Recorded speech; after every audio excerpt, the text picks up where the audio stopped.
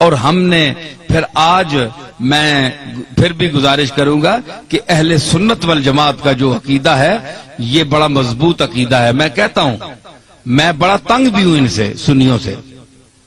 میں کھلا آدمی ہوں، میں کوئی ڈرتا نہیں ہوں کسی سے.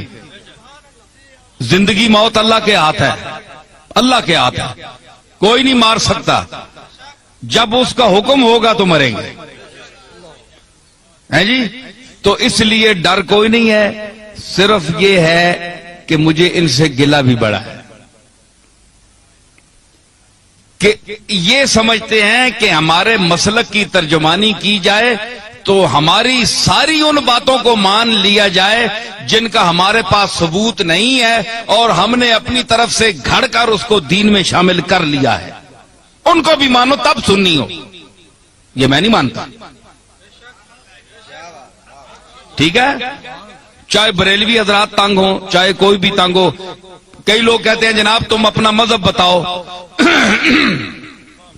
کہ تم بریلوی ہو، دیوبندی ہو، شیعہ ہو، اہل قرآن ہو، تبلیغی ہو، کیا بلا ہو. بھائی کبھی بریلویوں کی تعریف کرتے ہو، کبھی ان کو دھر لیتے ہو، کبھی دیوبندیوں کی تعریف کرتے ہو، کبھی ان کو دھر لیتے ہو، کبھی شیعہ کی تعریف کرتے ہو، کبھی ان کو دھر لیتے ہو. تم یہ چکر کیا ہے؟ تم ہو کیا؟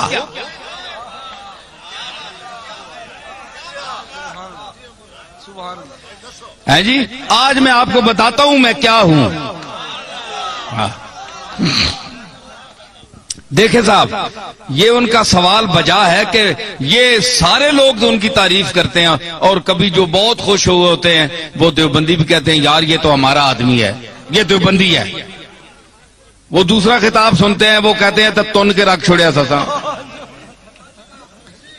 بریلوی کہتے ہیں جناب یہ ہمارا ہے، تو دوسرا خطاب سنتے ہیں، اس میں کوئی ان کی بات ہوتی ہے، ان کو دھر لیتا ہوں، وہ کہتے ہیں یہ گیا، یہ تو کچھ بھی نہیں ہے، ہمارا تو نہیں ہے.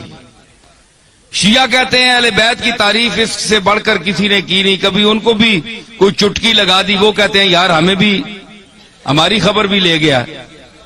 اہل قرآن، تبلیغی، اہل حدیث تعریف بھی کرتا ہوں، مذمت بھی کرتا ہوں، وہ کہتے ہیں یہ چیز کیا ہے، یہ ان کی معجون مرکب کیا ہے، حدود اربع ان کے کیا ہے. تو میں گزارش کروں، بات یہ ہے کہ میرا کوئی ذاتی مذہب نہیں ہے، نہ آپ کا کوئی ذاتی مذہب ہونا چاہیے. ہمارا مذہب، ہمارا عقیدہ، ہمارا مذہب، ہمارا مسلک، ہمارا نظریہ، ہمارا اندیہ وہ ہونا چاہیے جو اللہ کی آخری کتاب قرآن مجید میں آیا ہے، یا جناب محمد الرسول اللہ سے جو عقیدہ، جو طریقہ ثابت ہے وہ آپ کا اور میرا عقیدہ ہونا چاہیے. ٹھیک ہے نا؟ یہ مسلمان کی تعریف ہے. تو ہر یاد رکھیے کہ ہر مذہب میں، ہر مسلک میں افراط و تفریط ہے، یا کوئی کسی بات میں گھٹ جاتا ہے، بہت دالیوں لے ونن تے بعض جگہ وہ اتنی شدت کرتے ہیں کہ حد سے بڑھ جاتے ہیں. میانہ روی، حضور نے فرمایا خیر الامور اوسطها، یہ آپ کا ایسا جملہ ہے کہ پوری کائنات کے ہر چیز پر اس کا اطلاق ہو سکتا ہے. پوری کائنات، ہر عمل، ہر نظریہ، ہر نقطہ، یہ سرکار مدینہ کا وہ ارشاد ہے. میں اس کی تعریف کروں کہ فرمایا کہ ہر چیز میں درمیانہ روی اختیار کرو، ہر چیز میں. آپ اس کو گھر جائیں، اپنے بال بچوں کے ساتھ، بیوی کے ساتھ، والدین کے ساتھ، محلے والوں کے ساتھ برتیں، اور حضور کے اس ارشاد مقدس کو آپ ذہن میں رکھیں کہ ہر چیز میں میانہ روی، نہ حد سے بڑھو نہ حد سے نیچے ہو، درمیان میں چلو. وہ کسی نے کہا نا کہ عزیز اتنا ہی رکھو کہ جی بہل جائے، عزیز اتنا ہی رکھو کہ جی بہل جائے، اب اس قدر بھی نہ چاہو کہ دم نکل جائے. ہر چیز کا ایک طریقہ ہوتا ہے، اعتدال، درمیانہ روی. تو حضرت پیر میر علی شاہ صاحب کا کو اللہ نے علماء عصر میں امتیاز کیوں عطا فرمایا؟ دیوبندیوں نے کیوں ان کو مانا؟ شیعہ نے کیوں مانا؟ رد مرزائیت میں جب میرے دادا وہاں تشریف لے گئے تو سب نے مسلمہ طور پر آپ کو مقتدا اپنا کیوں مانا؟ آج کون سا پیر ہے پاکستان میں کہ جس کو تمام مسالک کے علماء اور مشائخ اکٹھے ہو کر اپنا پیشوا مانے؟ کوئی ہے آپ کے سامنے آیا؟ نہیں آیا، اس لیے کہ وہ خود معتدل نہیں ہے، وہ پارٹی کا بن گیا ہے، پارٹی کا ہو کر رہ گیا ہے۔ اس نے کہا ہے کہ اگر میں شیعہ ہوں تو میں نے شیعہ کی حمایت کرنی ہے، چاہے شیعہ غلط ہے میں نے شیعہ کو ثابت کرنا ہے، دیوبندی ہے تو اس نے کہا میں نے دیوبندیوں کو ثابت کرنا ہے چاہے وہ غلط ہی کریں، بریلوی ہیں ان کو میں نے ثابت کرنا ہے چاہے غلط ہی کہیں، میں نے ان کی تائید کرنی ہے۔ پیر میر علی شاہ صاحب میں یہ خوبی تھی کہ اللہ نے ان کو علم وافر کے ساتھ عقل سلیم بھی عطا کی تھی، اور وہ میانہ روی اور اعتدال حضور کے اس ارشاد کو سامنے رکھتے ہوئے کہ خیر الامور اوسطھا، کہ ہر چیز میں میانہ روی اختیار کرو، حدوں نہ ودو تے حدوں لو بھی نہیں، تھلے بھی نہ ہو جو اے تکو نا اے ترکڑی تول لینا تولتے ہیں نا تے او جی وچ لوہا ہونا ہے اساں تکنا ہے دکاندار پہ یہ ایتھے بالکل جس لئے انجا آونجے نا سدھا اس ویلے تولا جو برابر ہونا، انصاف نہیں ترازو بیچ ہے جی۔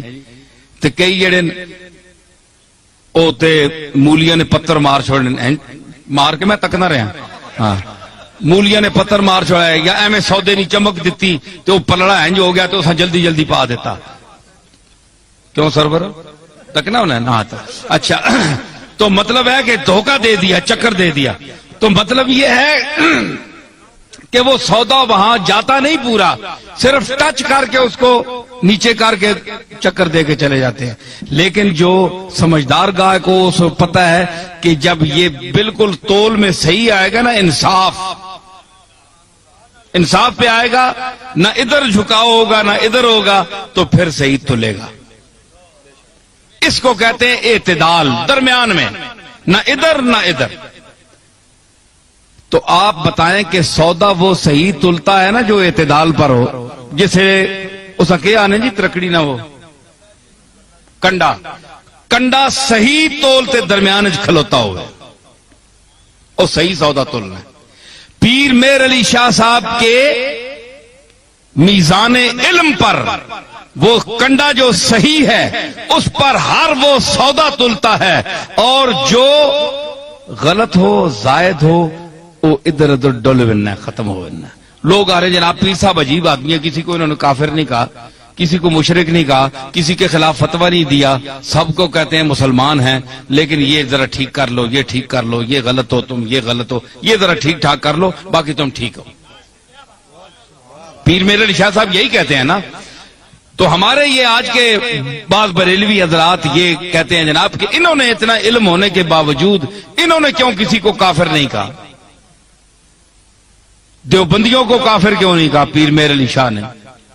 اتنا بڑا عالم ہے، اور دوسرے لوگوں کو کیوں نہیں کہا؟ بھائی کوئی کفر کی بات سامنے آئے تو کافر کہیں، ان کی تصانیف آپ پڑھیں تو یہ اتفاق کے ساتھ بالاتفاق یہ بات جو ہے یہ آپ ذہن میں رکھیں کہ چاہے بریلوی ہو، چاہے دیوبندی ہو، شیعہ ہو، کوئی بھی ہو، اگر اس کے دل میں اس کے زبان سے ایسا جملہ نکلتا ہے جو رسول اللہ صلی اللہ تعالی علیہ وسلم کی گستاخی پر مبنی ہے،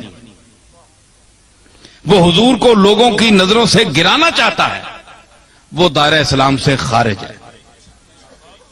ٹھیک ہے، باقی ہمارے بزرگوں کو نہ ماننے والا کافر نہیں ہوتا، ٹھیک ہے نا جی، ہمارے بزرگوں کو نہ مانے، کوئی داتا صاحب کو نہ مانے، وہ اللہ خود ہی منوا لے گا، وہ خود ہی پکڑے گا۔ اگر اللہ کے مقبولوں کے ساتھ کوئی زبان درازی کرتا ہے تو اللہ بڑا غیرت مند ہے، وہ نہیں چھوڑتا۔ اس نے کہا تھا بس تجربہ کر دیم دری دیر مکافات، با درد کشاں ہر کے در افتاد بر افتاد۔ حافظ نے کہا کہ ہم نے اس دائر مکافات میں بڑا تجربہ کیا ہے۔ یہ دائر مکافات ہے نا، بدلہ یہی مل جاتا ہے انسان کو، جو کسی کا حق دبائے، جو یتیموں کا مال کھائے، کتنے گیا وہ شکیل؟ ٹھیک ہے خلیل، ٹھیک ہے نا؟ تو مطلب ہے آپ کے علاقوں میں بھی ایسی چیزیں ہیں کہ جو غریبوں کا مال کھاتے ہیں، یتیموں کا مال کھاتے ہیں، اور ان کے یتیم رشتہ دار جو ہیں وہ دوسروں کے مدرسوں میں پلتے ہیں جا کر. سمجھ آئی؟ تو یہ فرمایا کہ وہ لوگ یاکلون فی بطونہم الا النار، وہ کھاتے ہیں اپنے پیٹوں میں انگارے، بھر رہے ہیں انگارے، آگ کے انگارے جو یتیم کا مال کھاتے ہیں. ٹھیک ہے نا؟ تو کہتے ہیں انہوں نے کیوں نہیں فتویٰ لگایا؟ بھائی فتویٰ انہوں کا دیکھیں، جو رسول اللہ کی گستاخی کرے گا، حضور کو کے متعلق، اور سب سے وہابیوں کے جو سربراہ ہیں، اپنا نہیں کیا نام ہے، ابن تیمیہ، وہ ان کے بھی جد اعلیٰ ہے. تو مطلب ہے عقیدے میں جد اعلیٰ ہے. تو ابن تیمیہ جیسا آدمی، اس نے لکھا کہ ایک ہے کپڑے کا میلا ہونا، ایک ہے حکارت سے کوئی گئی سٹ ہے ایویں ترکیا میلا ہے، ذہن میں اس کو حقیر کہے، ذہن میں یہ عقیدہ رکھے کہ میں اس کی حکارت کر رہا ہوں. ایک یہ ہے کہ حضور علیہ الصلوۃ والسلام کی کملی جو ہے، آپ کا جبہ یا ہر وہ کپڑا جو آپ کے جسم اقدس سے مس ہوا، لگ گیا، ایک بار لگا یا کئی بار لگا، تو اس کو وہ شرف حاصل ہے کہ دنیا میں کسی چیز کو وہ شرف حاصل نہیں. ٹھیک ہے؟ تو اگر وہ میلا بھی ہو سکتا ہے نا، گرد و غبار تو پڑتی ہے، وقت کا گزرنا اس کو گل جاتا ہے، پرانا ہو جاتا ہے. تو اگر کوئی شخص، یہ ابن تیمیہ